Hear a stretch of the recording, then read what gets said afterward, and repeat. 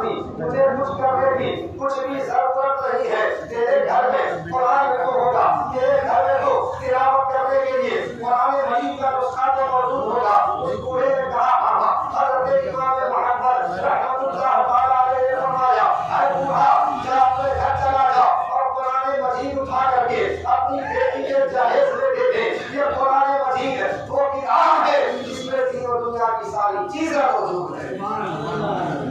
اللہ سے محترم,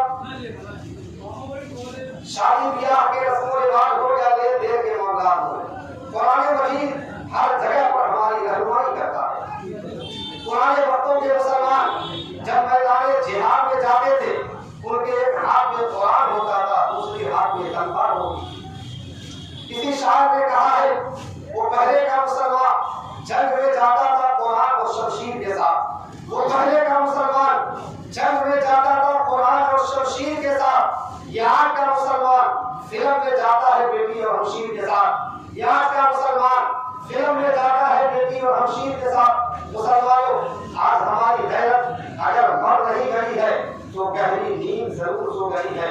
آج دو تبڑا کو باپ نے بچا آج اگر ہم دوسری قوم سے آگے نہیں ہیں تو ہم اسے پیچھے بھی نہیں ہیں.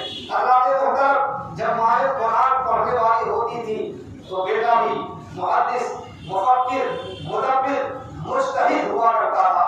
آپ کہیں گے مولانا ماں کے قرآن پڑھنے سے بیٹے کا کیا تعلق ہے؟ میں کہتا ہوں تعلق ہے مسلمانوں. آپ حضرت خواجہ قطب الدین بختیار کاکی رحمۃ اللہ تعالیٰ علیہ کی زندگی کا مطالعہ کریں. حضرت خواجہ قطب الدین بختیار کاکی رحمۃ اللہ تعالیٰ علیہ کی عمر مبارک جب 5 برس کی ہوئی, آپ کے والد محترم آپ کو قرآن مجید سکھانے کے لیے ایک مدرسہ میں لے گئے. آپ پہلے دن اپنے استاد کے شاگرد ہوئے. پہلے دن استاد محترم نے قرآن مجید کے آداب سکھائے. دوسرے دن آپ کا سبق شروع ہوا. استاد محترم نے کہا بیٹا پڑھو اعوذ باللہ من الشیطان الرجیم. حضرت بختیار کاکی نے پڑھ دیا اعوذ باللہ من الشیطان الرجیم. استاد محترم نے کہا بیٹا پڑھو بسم اللہ الرحمن الرحیم. حضرت بختیار کاکی نے پڑھ دیا بسم اللہ الرحمن الرحیم. استاد محترم نے کہا بیٹا پڑھو الحمدللہ رب العالمین. لیکن بختیار کاکی خاموش ہے. استاد محترم نے پھر سے کہا بیٹا پڑھتے کیوں نہیں, پڑھو الحمدللہ رب العالمین. لیکن بختیار کاکی خاموش ہے. استاد محترم نے سمجھا کہ شاید سبق مشکل ہے, اس لیے کہ اعوذ باللہ اور بسم اللہ کو بچے گھر پر بھی یاد کر لیتے ہیں. استاد محترم نے پھر سے کہا بیٹا پڑھتے کیوں نہیں. حضرت بختیار کاکی رحمۃ اللہ تعالیٰ علیہ نے فرمایا میں یہاں سے نہیں پڑھوں گا. استاد محترم نے پوچھا بیٹا پھر کہاں سے پڑھو گے. انہوں نے کہا میں پڑھوں گا تو سبحان الذی اسری بالمسجد الحرام سے پڑھوں گا.